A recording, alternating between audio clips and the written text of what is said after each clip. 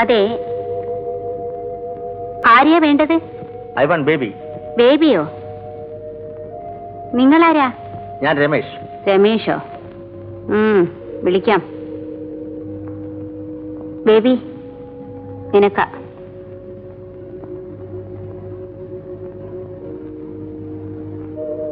അതെ, എന്തു വേണം?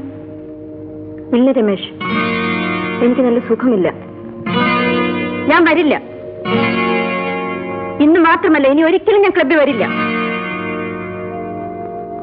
സോറി, ഇനി എന്നെ നിങ്ങളുടെ കൂടെ പ്രതീക്ഷിക്കണ്ട. ഞാൻ വെരി സോറി.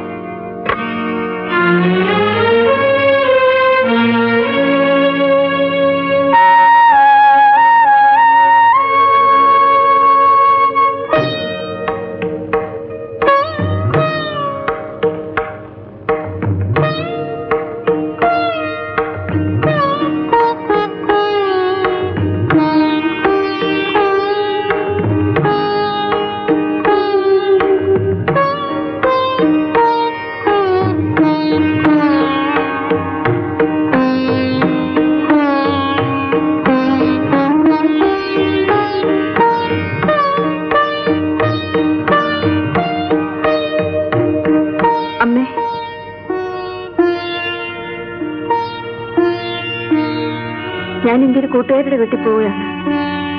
ഉടനെ തിരിച്ചു വരാം.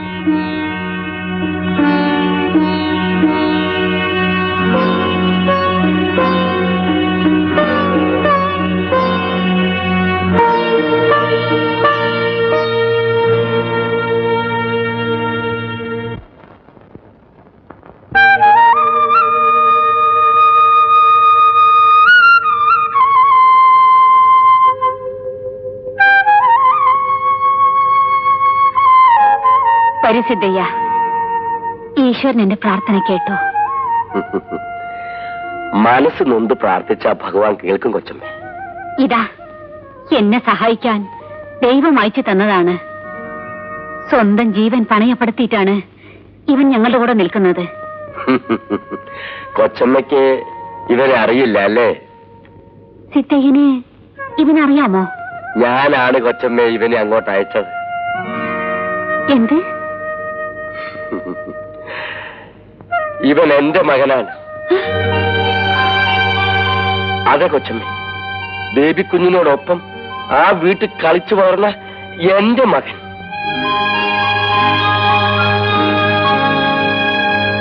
വിവരം അറിഞ്ഞാൽ അവിടെ വല്ല കുഴപ്പവും ഉണ്ടാവുമെന്ന് വിചാരിച്ച് ഞാൻ കൊച്ചമ്മയെ പോലും അറിയിക്കാതിരുന്നു. അന്ന് ഇതേ അമ്പലത്തിൽ വെച്ച് കൊച്ചമ്മ എന്നോട് പറഞ്ഞത് ഓർക്കുന്നു. ഞങ്ങൾ അവിടുത്തെ ഉപ്പ് തിന്ന് വളർന്നവരാണ് കൊച്ചമ്മ.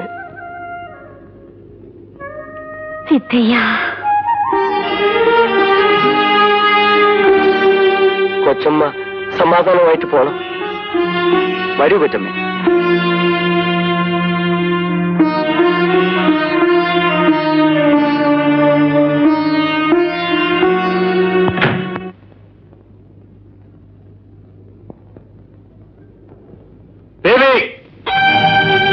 എന്നെയാണോ? അതെ, നിന്നെ തന്നെ. എന്ത് വേണം?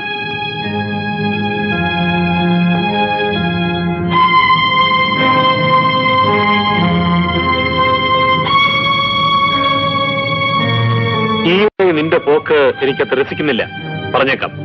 ആർക്കും രസിക്കാൻ വേണ്ടി ഞാൻ എവിടെയും പോകുന്നില്ല. ഓഹോ, എന്നാൽ നിന്നെ നിലയ്ക്ക് നിർത്താൻ ഞാൻ ബാധ്യസ്ഥനാണ്.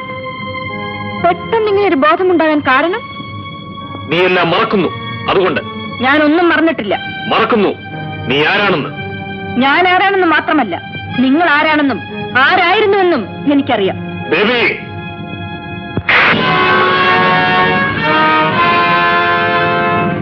എന്താ എന്ത് പറ്റി? ഒന്നുമില്ല. ആ പ്രഭാകരൻ ഇനി ഇവിടെ ഡ്രൈവർ ജോലിക്ക് വരാൻ പാടില്ല. അമ്മയും മകളും കേൾക്കാനാണ് ഞാൻ പറയുന്നത്.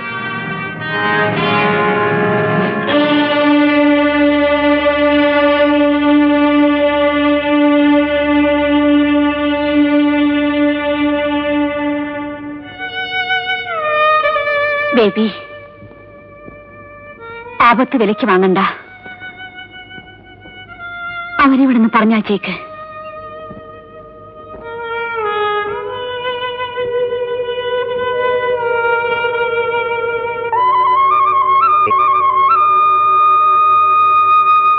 എന്താ ഇങ്ങനെ സൂക്ഷിച്ചു നോക്കുന്നത്? ഒന്നുമില്ല. എന്റെ ഈ മാറ്റം കാണുമ്പോൾ അത്ഭുതം തോന്നുന്നല്ലേ? ആഹ്ലാദം തോന്നുന്നു. എന്നെ നേർവഴിക്ക് കൊണ്ടുവന്നത് പ്രഭയാണ്. ആരായാലും ബേബിയുടെ മനസ്സ് മാറിയല്ലോ. എനിക്കത് മതി.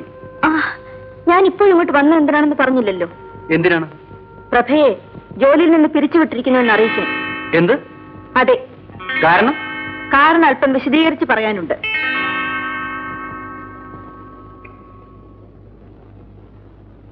വരൂ.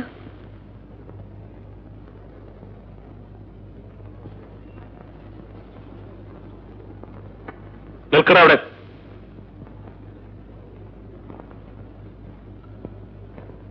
ആര് പറഞ്ഞു നിന്നോട് അതിനകത്ത് കിടക്കാൻ? ഞാൻ പറഞ്ഞിട്ടാണ്. ഇവൻ ഇവിടുത്തെ ഡ്രൈവറാണ്. ഓ, ശരിയാണ്. പ്രഭാകര, ഈ നിമിഷം തൊട്ട് പ്രഭാകരൻ ഇവിടുത്തെ ഡ്രൈവർ അല്ല. നീ എന്നെ പരിഹസിക്കുകയാണ്.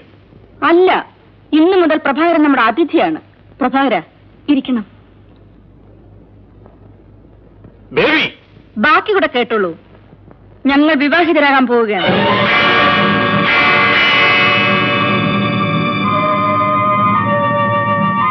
എഴുന്നേൽക്കട അവിടുന്ന്.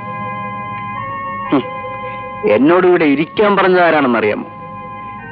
ഈ കാണുന്ന കെട്ടിടത്തിന്റെയും അതിനോടനുബന്ധിച്ച എല്ലാ സ്വത്തുക്കളുടെ ഉടമസ്ഥനായിരുന്ന ആ വലിയ മനുഷ്യന്റെ മകളാണ്.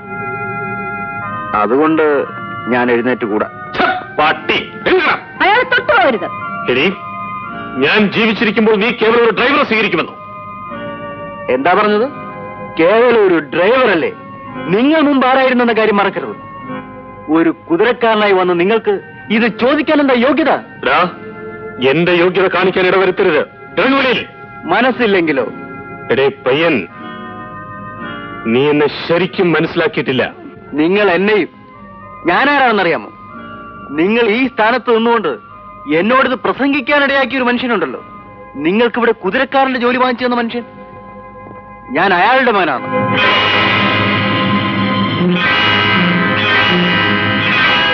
നീ ആരുടെ മകനായാലും മര്യാദയ്ക്ക് ഇവിടെ ഇറങ്ങി പോകുന്നുണ്ടോ അതോ ഞാൻ ചവിട്ടി പുറത്താക്കണോ?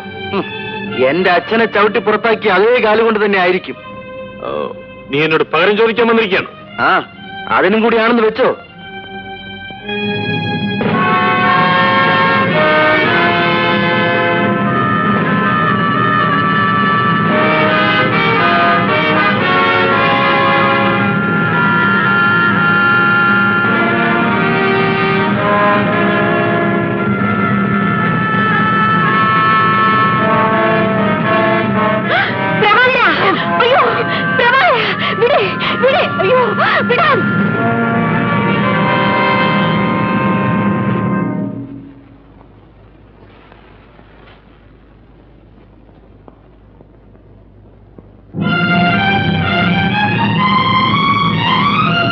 നീ കാര്യങ്ങൾ ഇവിടം വരെ എത്തിച്ചു അല്ലേ?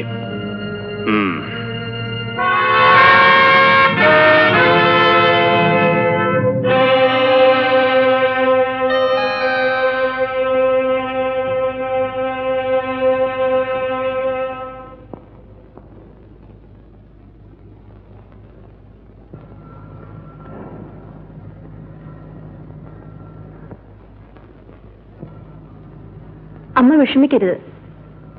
നീ പറയാൻ തുടങ്ങുന്നത് എന്താണെന്ന് എനിക്കറിയാം. ഇക്കാര്യത്തിൽ എന്റെ മകളോട് അരുതെന്ന് പറയാൻ ഈ അമ്മയ്ക്ക് ന്യായമില്ല. എന്നെ പ്രഭ അമ്മ തെറ്റിദ്ധരിക്കരുത്. ഞങ്ങൾ ഇല്ല, ഞാൻ തെറ്റിദ്ധരിക്കുന്നില്ല. അമ്മയുടെ ഇഷ്ടം നോക്കാതെ ഇനി ഈ മകൾ എന്തെങ്കിലും ചെയ്യുമെന്ന് അമ്മ കരുതുന്നുണ്ടോ? അപ്പോൾ ഞാനും പ്രഭയും വിവാഹിതരാകാൻ പോകുന്നത് പോലെ അദ്ദേഹത്തിന് മുമ്പിൽ അഭിനയിച്ചതായിരുന്നു. ബേബി, അതേമ്മേ, പ്രഭ അങ്ങനെ ചിന്തിച്ചിട്ട് പോലും ഉണ്ടാവില്ല. പ്രഭയെ ജോലിയിൽ നിന്ന് പിരിച്ചുവിടണമെന്ന് പറഞ്ഞ ആ മനുഷ്യനോടുള്ള ഒരു മറുപടി മാത്രമായിരുന്നു അത്. മോൾ എന്തിനാ ഇങ്ങനെയൊക്കെ ചെയ്യുന്നത്? എന്റെ അമ്മയുടെ രക്ഷയ്ക്ക് വേണ്ടി. മോളെ,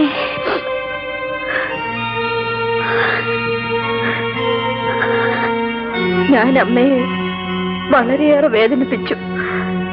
എന്റെ അമ്മ എനിക്ക് മാപ്പ് തരണം.